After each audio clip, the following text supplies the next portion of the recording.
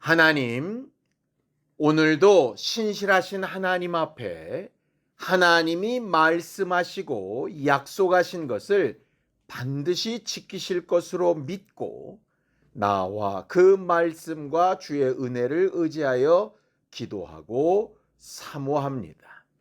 하나님께서 우리에게 약속하신 생명과 복이 풍성한 심령들이 되게 하시고 이를 위하여 우리가 마땅히 구해야 될 것을 잘 구하는 거룩한 성도들이 되게 도와주시옵소서. 믿음으로 언금한 손길들 위에 복을 주시고 하나님이 우리에게 이미 베푸신 것처럼 앞으로도 베푸실 것을 기대하는 믿음으로 풍성케 하여 주시옵소서. 예수님의 이름으로 기도하였습니다. 아멘.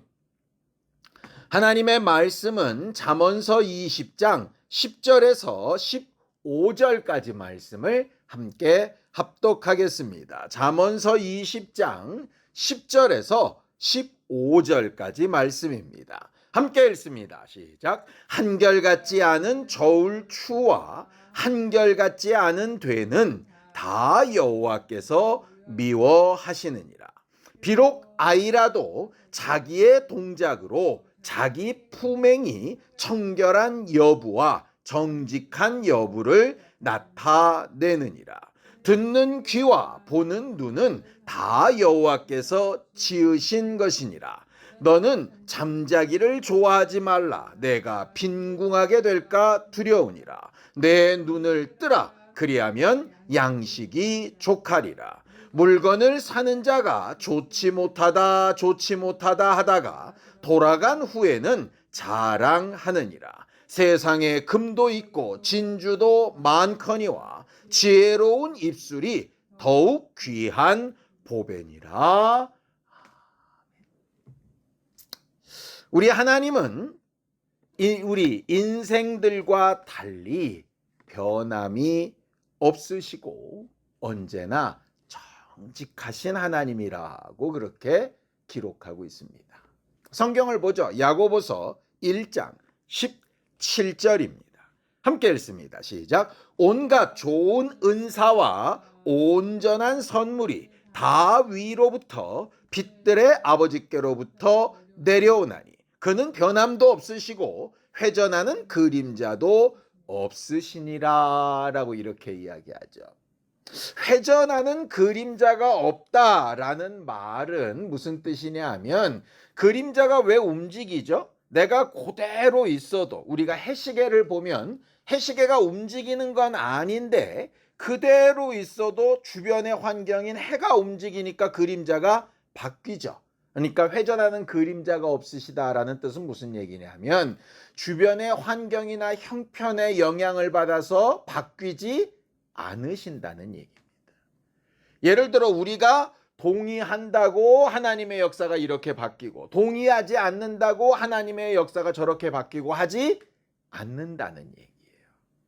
하나님 본질로서도 변함이 없으신 분이고 주변 환경의 변화에도 영향을 받지 않으시는 분이다라는 뜻입니다. 그렇다면 우리는 어떨까요? 우리는 정반대죠. 흔히 조변석계라고 그러죠. 아침에 먹은 마음과 저녁에 먹은 마음이 달라지지 않습니까?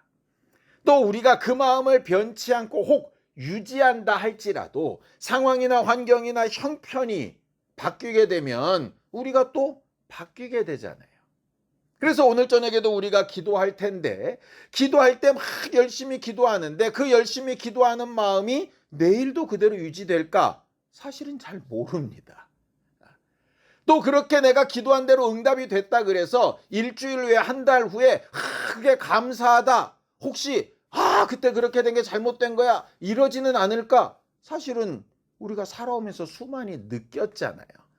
그러니 신앙생활 하면 할수록 느끼시는 건 뭐냐면 내가 결단하고 내가 옳다하고 내가 기도하고 내가 응답 받았다고 해서 그게 다 좋고 옳다고 보기 어렵다는 거예요. 결국 점점 어떻게 되느냐? 나는 시간이 가면 갈수록 점점 나를 믿을 수 없고 오직 누구만 믿을 수 있느냐? 하나님만 믿을 수 있다. 이렇게 이야기하는 거죠. 하나님의 아들이신 예수가 이 땅에 오셔서 모든 사역과 말씀을 하시고 그를 이렇게 표현합니다. 히브리서 13장 8절입니다. 함께 읽죠. 시작. 예수 그리스도는 어제나 오늘이나 영원토록 동일하시니라. 이렇게 되어 있죠. 이 말은 또 무슨 말이냐? 그 아들이신 예수가 아버지 품속에 있을 때나 육체를 입고 성육신에서 오셨을 때나 부활하여 영광을 얻고 지금 하늘 보좌에 앉아 계실 때나 그의 마음과 생각과 계획과 말과 행동은 같다 다르다? 같다 이 얘기입니다. 사람들은 화장실 갈 때와 나올 때 마음과 행동과 생각이 달라지죠. 어렵고 힘들고 살 때와 뭔가 위치가 됐을 때 말이나 행동이나 표정이 달라지죠. 근데 하나님은 그렇지 않다는 거예요. 그러니 우리는 변화무쌍한 우리 마음이나 변화무쌍한 사람들의 위치나 변화무쌍한 어떤 상황이나 상태나 현상에 마음을 둘 거냐, 어제나 오늘이 동일하고 회전하는 그림자도 없으신 하나님께 마음을 둘 거냐 하는 것을 계속해서 연습해 나가야 한다는 거예요. 그럼 그 하나님과 그 아들이신 예수가 동일하다는 것을 보증하시는 게 뭐냐? 말씀이죠. 그리고 마지막 날 심판도 그 말씀이 한다라고 이렇게 되어져 있습니다. 요한복음 12장 48절입니다. 함께 읽습니다. 시작. 나를 저버리고 내 말을 받지 아니하는 자를 심판할 이가 있으니 곧 내가 한 그 말이 마지막 날에 그를 심판하리라. 이렇게 되어 있습니다. 그래서 하나님의 말씀을 뭐라고 얘기합니까? 1.1획도 더함이나 뺨이 없다. 이렇게 이야기하잖아요. 세상에는 수많은 법이 있습니다. 그런데 그 법이 하루아침에 계속 바뀌죠. 그런 것들 굉장히 많이 봅니다. 몇 년, 몇 월, 며칠로 무슨 법은 이렇게 바뀝니다. 이런 것들 굉장히 많습니다. 새해가 되면 올해부터 달라지는 법 이러면서 계속 막 새롭게 나옵니다. 아니, 법이 왜 그렇게 맨날 바뀌죠? 불완전하기 때문입니다. 상황이 바뀌고 형편이 바뀌고 사람이 바뀌고 사회 현상이 바뀌니까 법이 계속 바뀌는 거예요. 그러니까 내가 알고 믿고 의지했던 법이 내일은 또 달라질 수 있는 거죠. 요즘 세상 사람들은 법대로를 좋아하는데 그 법이 계속 바뀌니까 법대로 하는 행동도 계속 바뀌는 거예요. 그러니 이 세상의 법도 이 세상에 사는 사람들도 내 마음과 생각도 믿을 수 없으니 변함없고 온전한 기준을 따라 선택하는 연습을 계속 하는 것이 가장 옳은 것이고, 특별히 내 사랑하는 자녀들이나 내 사랑하는 사람들에게 그 부분을 가르쳐 유산하는 것이 매우 중요한 가치라는 거죠. 결국 우리가 신앙생활 왜 해야 되느냐? 변함없는 가치, 온전하게 옳은 것, 누구에게나 공정하게 적용되어지는 그 심판의 문제를 우리가 잘 알고 대비하기 위해서입니다. 오늘 본문도 똑같은 의미의 말씀을 이렇게 말합니다. 잠언서 20장 10절입니다. 함께 읽죠. 시작. 한결같지 않은 저울 추와 한결같지 않은 되는 다 여호와께서 미워하시느니라 라고 이렇게 이야기하죠. 세상 사람들도 이거는 누구나 다 동의하는 문제입니다. 그런데 저울 추와 되는 한결같아야 된다고 이야기하면서 사람들 입의 말은 상황 따라 형편 따라 자꾸 바뀐다는 거죠. 자기한테 이익이 되는 대로 자기에게 편하고 좋은 대로 막 바뀌는 겁니다. 팔이 안으로 굽듯이. 그런데 이렇게 한결같아야 옳은 것이다 라고 하는 것은 누구도 아느냐? 어린아이들도 상식적으로 아는 거라고 오늘 본문에 얘기합니다. 잠언서 20장 11절에서 12절입니다. 함께 읽죠. 시작. 비록 아이라도 자기의 동작으로 자기 품행이 청결한 여부와 정직한 여부를 나타내느니라. 듣는 귀와 보는 눈은 다 여호와께서 지으신 것이니라. 어린아이라도 아는 그 정직하고 공정하게 살아야 된다는 상식을 우리는 과연 지키며 살고 있는가? 세상 사람들은 차지하고 적어도 신앙인이라고 하는 사람들이, 기독교인이라고 하는 사람들이, 예수를 믿고 하나님을 의지한다고 하는 사람들이 과연 그렇게 살고 있는가? 세상에 나타난 바른 기독교인 그 사람들 비난하는 거 빼고 나는 그렇게 살고 있는가 하는 그 문제인 거죠. 사실은 대단히 어렵지 않습니까? 옳고 올라오는 내 생각이 있죠. 공정한 기준을 적용시키려다 보니 내게 손해가 되는 경우가 있고, 또 동일한 기준으로 가지고 뭔가를 판단을 하려다 보니 내 마음에 들지 않는 사람이 유익하게 되는 경우도 있고, 그런 것들을 과연 이길 힘이 있냐 이 말이에요. 내가 감각적으로 삶에서 피부로 느껴지는 그런 부분을 올바른 기준 앞에 굴복시킬 수 있는 힘이 있느냐, 그게 쉽지 않다는 거죠. 예수께서 가인에게 말씀하셨던 게 뭡니까? 죄의 소욕이 네 안에서 올라오는 거는 내가 인정한다. 그건 그럴 수 있다. 그러나 그것을 뭐 해야 된다고요? 다스려야 한다는 거예요. 근데 내가 다스릴 힘이 있으면 왜 고민을 하겠어요? 다스릴 수 있는 힘이 없으니까 뭘 기도해야 될까요? 바로 그 부분을 기도해야 돼요. 그러니까 우리가 기도할 때 대부분 하나님 이렇게 해주세요, 저렇게 해주세요. 물론 그거 당연히 기도해야 됩니다. 가인의 마음속에 죄의 소욕이 올라오듯이 그게 잘못됐다는 뜻이 아니라 자기의 소원이나 소욕이 올라오는 건 너무나도 당연한 거잖아요. 그렇죠? 내게 불편하고 내가 사랑하는 사람들이 힘들고 어렵고 또 내가 바라고 원하는 목적이 이루어지기 위해서는 이런 일들이 돼야 되고 하는 그런 소원함이나 소망이 생기는 건 너무 당연하지 않습니까? 그런데 문제는 뭐냐? 그런 것들이 올라왔을 때 변함없고 공정한 분명한 기준 앞에 검증하는 단계가 필요한데 그게 필요가 없게 되는 거예요. 나한테 유익하고 내 마음에 들고 내가 원하면 그냥 가는 거예요. 법이 있으면 법을 막 바꿔서라도 가는 거예요. 하나님의 말씀이 틀리면 하나님의 말씀을 눈을 찔끔 감고 덮고서라도 막 가는 거예요. 그러면서 자기가 막 옳다고 얘기를 하는 거죠. 성경은 그 부분을 매우 경고하고 있는. 베드로가 어땠습니까? 정말 뜨거운 마음으로 그 상황, 그 형편에서는 정말 예수를 위해서 죽음도 각오하겠다는 진짜 정직한 고백으로 다른 사람은 다 떠날지언정 나는 예수와 함께 하겠다고, 내가 죽는 데까지 가겠다고 그렇게 얘기했습니다. 그 마음이 거짓말이라고 얘기하신 적이 없어요. 그런데 네 마음이 그래도 상황이 그렇게 안 돌아갈 거고 그 상황이 되면 네 마음이 그걸 지키지 못해서 3번이나 나를 부인할 거야. 그런데 나는 뭘 기도하느냐? 그렇게 되더라도 다시 말씀의 기준으로 돌아와서 옳은 건 이거야 라고 선택할 수 있는 믿음이 떨어지지 않기를 나는 너를 위해서 기도한다. 이렇게 얘기하는 거예요. 나는 네가 나를 배신하지 않기를 위해서 기도한다. 그런 상황을 피할 수 있기를 기도한다가 아니라 그런 상황이 그때 피해진다고 다음에 안 오겠습니까? 그렇죠?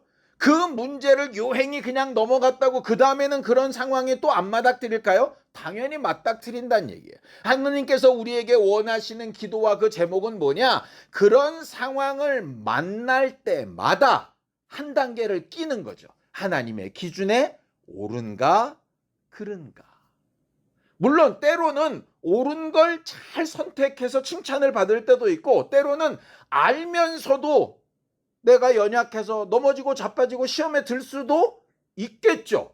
그때조차도 그 다음 또 올바른 기준대로 다시 판단해서 회개하고 돌아오고 믿음이 떨어지지 않기를 기도하는 게 예수께서 우리를 위해서 하신 축복 아니겠습니까? 그러니 온전하고 정당하고 정직한 기준을 구하는 건 우리의 기도 제목에 매우 중요한 문제입니다. 그저 좋은 게 좋은 거라고, 내 마음에 드는 응답이 왔다고, 남들 볼 때 부러워할 만한 상황이 됐다고 끝날 문제가 아니라는 거예요. 성경을 보죠. 잠언서 20장 14절에서 15절입니다. 함께 읽습니다. 시작. 물건을 사는 자가 좋지 못하다 하다가 돌아간 후에는 자랑하느니라. 세상에 금도 있고 진주도 많거니와 지혜로운 입술이 더욱 귀한 보배니라라고 이렇게 됐습니다. 이게 무슨 얘기냐? 이런 겁니다. 사람들은 상황이나 환경이나 형편 따라 좋지 않게 보던 게 그 다음엔 좋아질 때도 있다는 거예요. 자기 이익 때문에 좋은데도 좋지 않다고 막 얘기해서 들이깎아가지고 그래 놓고서 좋은 걸 싸게 샀다고 이렇게 말할 때도 있다는 거예요. 근데 그렇게 해서 얻는 금이나 진주나 이런 것들이 유익할 것 같지만 네 말로 거짓말을 하거나 잘못된 기준을 말하고 회개하지 않게 되면 그것은 결국은 유익하지 못한 것이 된다. 그러니 뭘 지키라는 얘기입니까? 정직한 기준에 따라서 내 입의 말을 지키라는 거예요.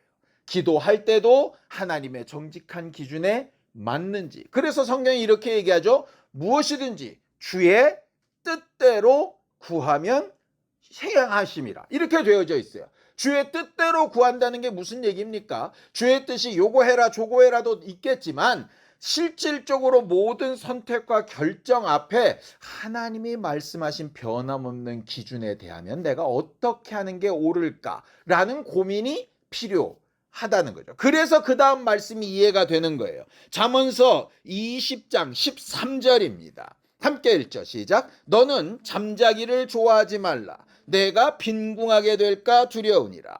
내 눈을 뜨라. 그리하면 양식이 족하리라 그랬습니다. 이건 물론 겉껍데기로만 보면 부지런하고 아침에 일찍 일어나서 일 많이 하면 부자 된다 이런 말로 들려질 수 있습니다. 물론 그것도 말이 되죠. 그런데 더 정확한 건 뭐냐면요. 그 앞에서부터 계속 영적인 부분과 판단을 얘기했잖아요.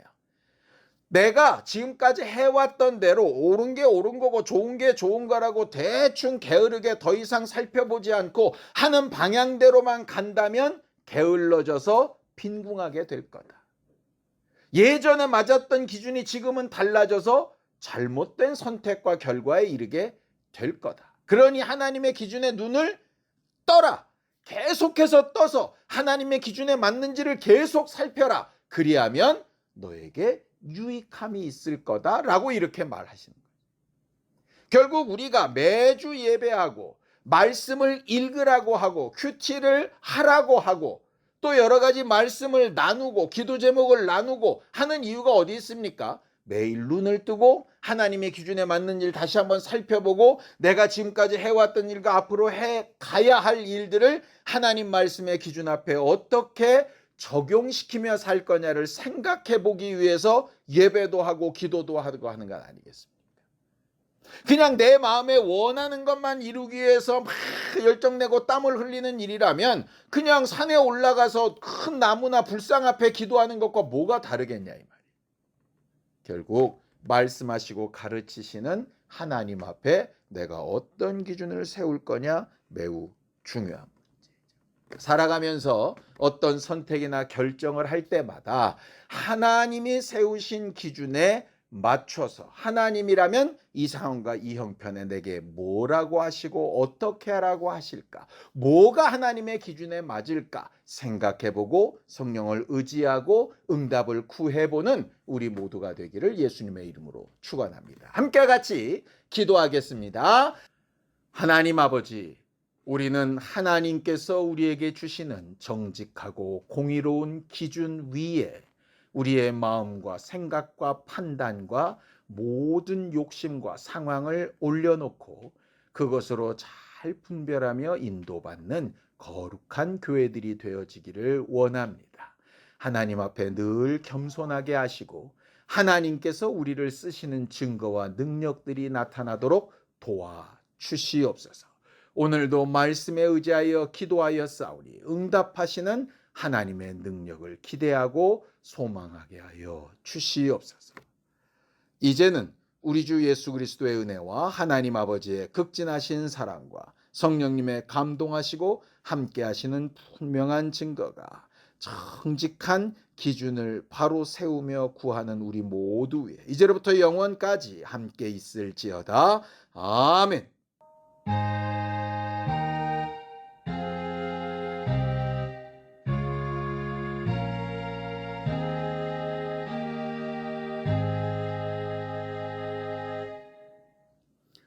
올바른 기준으로 잘 인도받는 우리 모두가 되기를 바랍니다. 수고하셨습니다. 감사합니다.